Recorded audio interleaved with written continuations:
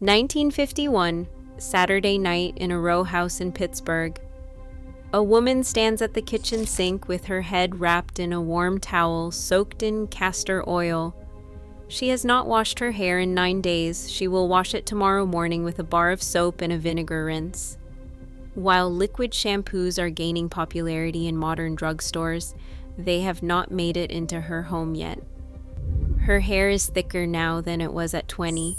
These are 17 forgotten hair washing rituals that kept hair thick well into old age. Not one of them survived. And the last one explains everything. Number 17. Families collected rainwater in barrels and cisterns and used it specifically for washing hair. Tap water was for dishes, rainwater was for hair. That was the rule in homes across rural America. A wooden barrel at the corner of the house beneath the gutter downspout, water dipped out with a tin dipper, naturally soft, 0 calcium, 0 mineral buildup. No limescale coating each strand the way hard water does, wash after wash. Hair rinsed in rainwater, dried softer and lighter than anything that ever came out of city pipes. Women in Appalachia, the Ozarks, and the rural Midwest swore their hair was thickest during rainy springs. They were not imagining it. Hard water deposits calcium and magnesium on every strand. Rainwater deposits nothing. She did not buy purified water in a plastic jug. She waited for the sky to provide it. The rain barrel is gone from every American home. The hard water remains, but even the women who had no rain barrel knew something about their tap water that most people today have forgotten. Number 16. Women added a teaspoon of 20 Mule Team borax to their wash water to soften it before it touched their hair. Hard water leaves a film. The borax dissolved that film before the washing began. 20 Mule Team borax, the box with the Mule Team on the front, 15 cents in 1952. 1 teaspoon dissolved in a basin of warm water. The water felt slippery, almost silky between the fingers. Soap lathered twice as easily, hair rinsed clean without the chalky residue that hard water leaves behind.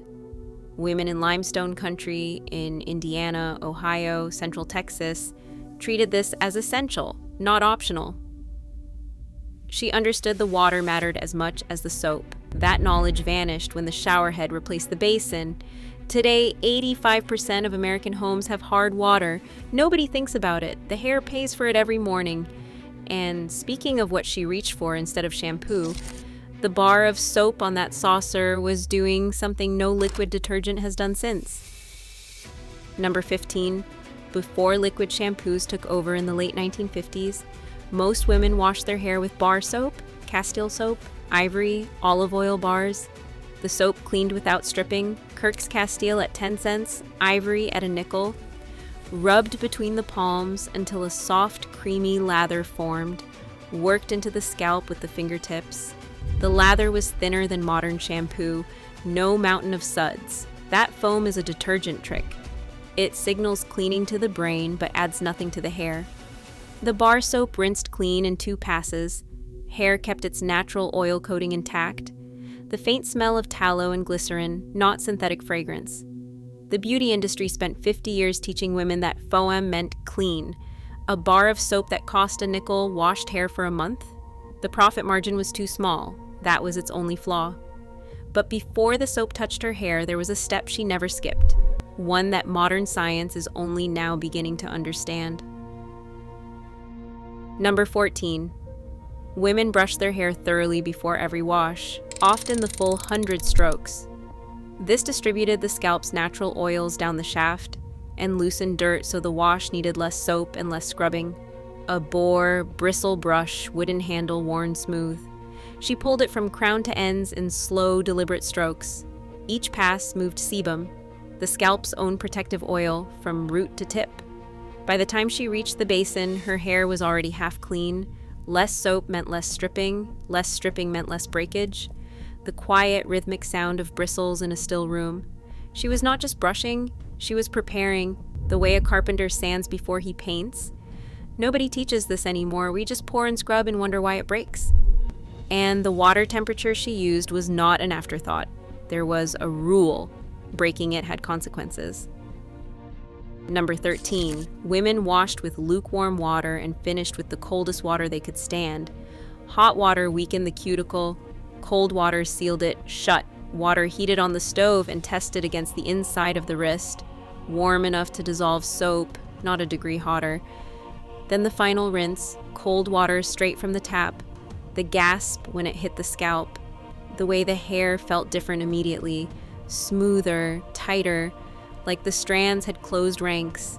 The cuticle laid flat by the cold, reflected light the way a polished floor reflects a window. Hot showers feel good, cold rinses work. She chose what worked. That discipline is the difference between hair that thins at 40 and hair that holds at 70. 5 items in and a pattern is already visible. Not one of these women was trying to be natural. She was not watching a tutorial. She was using what she had, the way she was taught, because it worked. The word natural was not a marketing category in 1954. It was just the way things were done. The marketing came later, when someone figured out how to charge money for a problem that did not yet exist. Number 12, women did not just scrub their scalp during a wash. They massaged it. Circular motions with the fingertips, firm, steady pressure. Several minutes of focused attention on the scalp itself. 10 fingertips pressed in, small circles from hairline to crown to nape. Mothers taught daughters the same thing every time. Never scratch, always press. 2 full minutes before rinsing, the slight redness afterward, blood rising to the surface. The warm tingle that lasted an hour. Today there are electronic scalp massagers selling for $40. They vibrate, they pulse. They do less than her fingers did for free. She was not just washing her hair, she was feeding it from the inside with her own hands, and when the washing was done, what she did not do next matters as much as what she did. Number 11, women blotted their hair dry with a towel. They did not rub. Rubbing wet hair roughs up the cuticle and causes breakage. Every mother knew this. A cotton towel, flour sack cotton, soft from 100 washings. Pressed gently around sections of hair, squeezed, not twisted.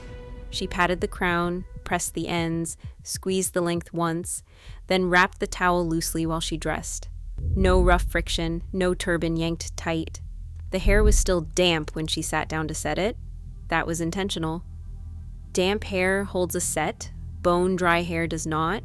She treated wet hair the way she treated anything fragile, with care. That understanding disappeared the day the blow-dryer arrived. But the rinse that came between the wash and the towel, that was where the real secret lived, and it did not come from a bottle. Number 10. After every wash, women poured diluted apple cider vinegar through their hair as a final rinse. It removed soap residue, sealed the cuticle, restored the scalp's natural pH, and left hair shinier than anything on the market today. Heinz apple cider vinegar, 23 cents a bottle, 1 tablespoon in a cup of warm water, stirred in a mason jar, poured slowly over the hair while her free hand caught the runoff in a basin to pour through again. The sharp smell lasted 10 minutes and vanished. What remained was hair that reflected light like glass. No waxy buildup, no silicone film. The cuticle lay flat because vinegar is mildly acidic, the exact pH of healthy hair. That is chemistry practiced at the kitchen sink. A bottle lasted 6 months. It cost less than a loaf of bread. Nobody could patent vinegar. That was the problem.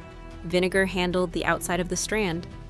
But there was another rinse made from something on the kitchen windowsill that handled what was happening underneath at the root. Number 9. Women simmered rosemary in water, strained it, and poured it over the scalp as a final rinse. It was the standard remedy for thinning hair in households across America. A sprig from the garden or a jar from the spice rack, simmered 20 minutes, strained through cheesecloth, dark amber liquid with a fragrance between pine and camphor, poured over the scalp, massaged in, never rinsed out. A well-known 2015 clinical study found that rosemary oil performed similarly to a 2% concentration of minoxidil for hair regrowth after 6 months. Last year, rosemary water went viral on social media. Millions of young women filmed themselves pouring herb water on their hair as though they had just invented something. Their grandmothers were doing it in 1952. The rosemary grew in a clay pot on the windowsill. It cost nothing but sunlight.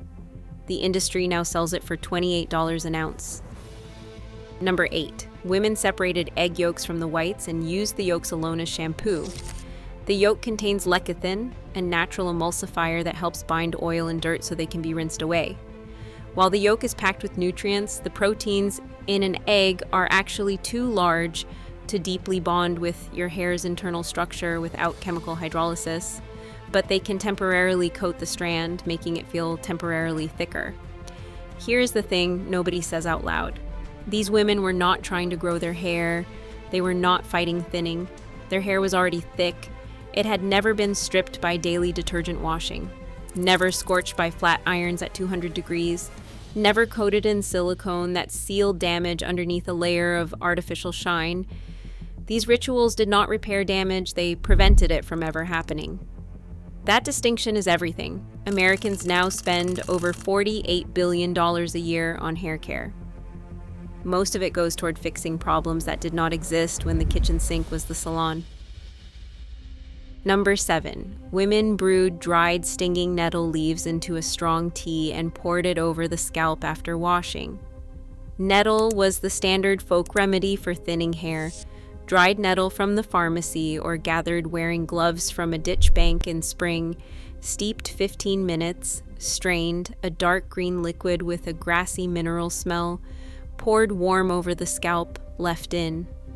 The silica and iron strengthened the shaft. The improved circulation fed the follicle. Women who used it reported the same thing: less hair in the brush, more hair on the head. A box of dried nettle at the 5 and dime cost 15 cents.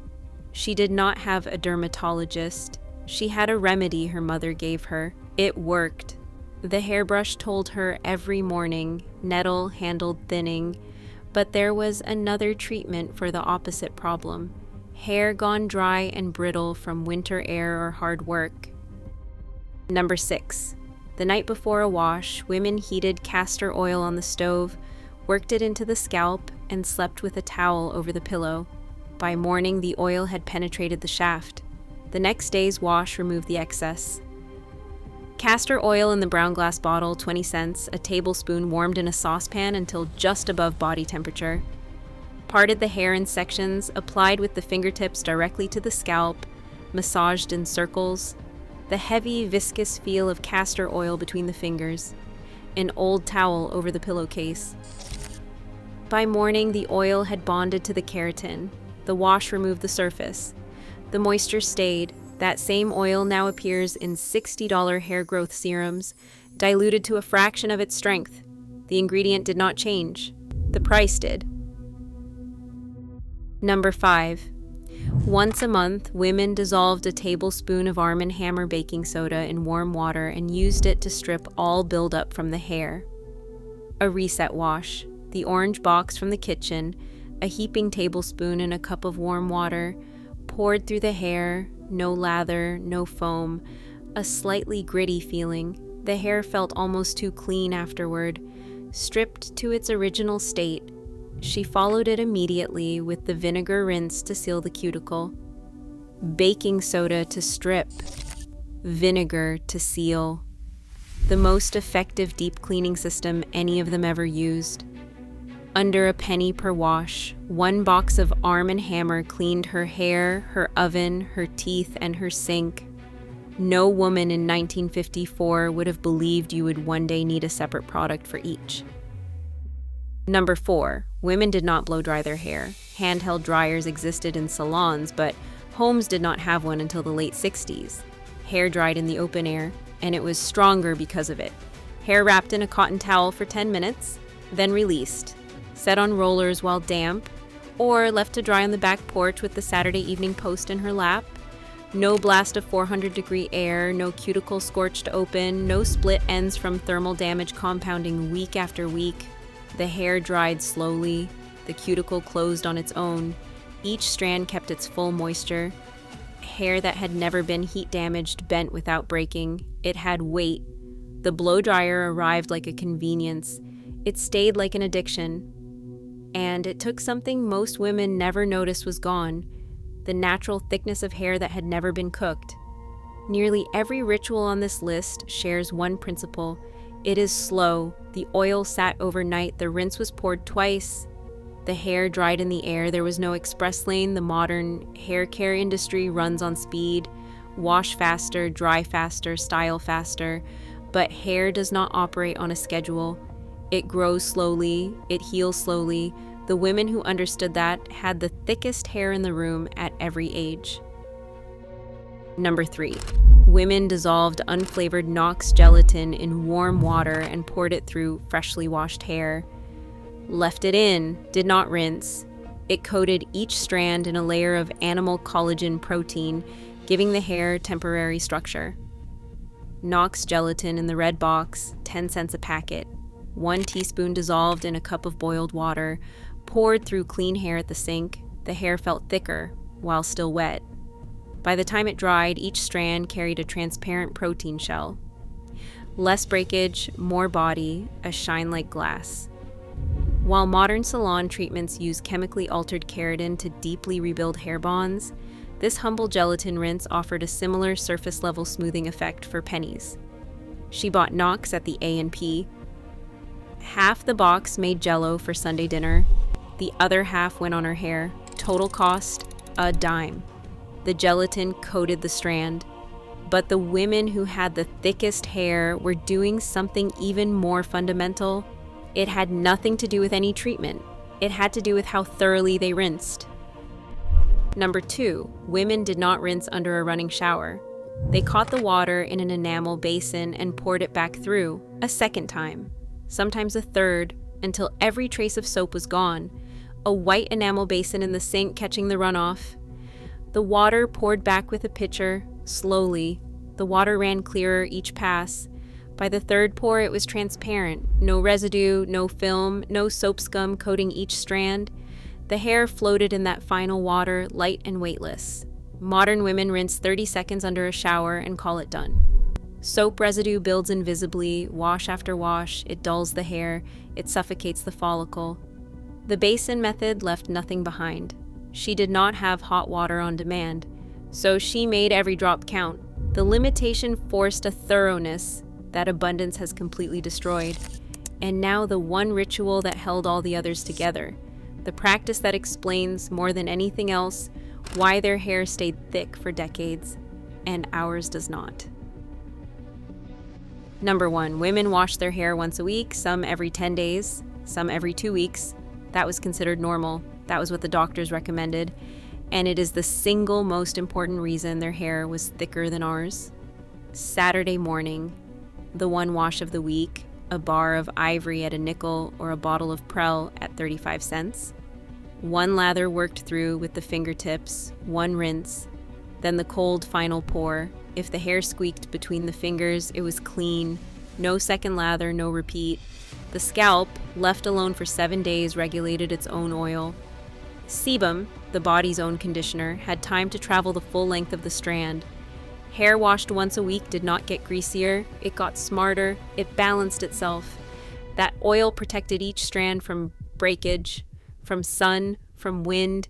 Hair trained this way was thicker, stronger, and shinier than anything daily washing has ever produced. Then the shampoo companies figured something out. Their synthetic detergents stripped hair so aggressively that the scalp overproduced oil in a cycle that demanded more washing, more product, more spending. Rinse and repeat was never a hygiene instruction. It was a business model printed on the back of every bottle. The woman washing once a week was not behind the times. She was immune to the whole machine, and her hair proved it every day until she was 80 years old. And somewhere tonight, an old woman is leaning over a kitchen sink while her granddaughter pours warm water from a pitcher. The bar of soap sits on the saucer. The vinegar waits on the counter, and the lesson passes one last time from hand to hand. If you want more forgotten wisdom from the generations who came before us, the next video is waiting for you right now.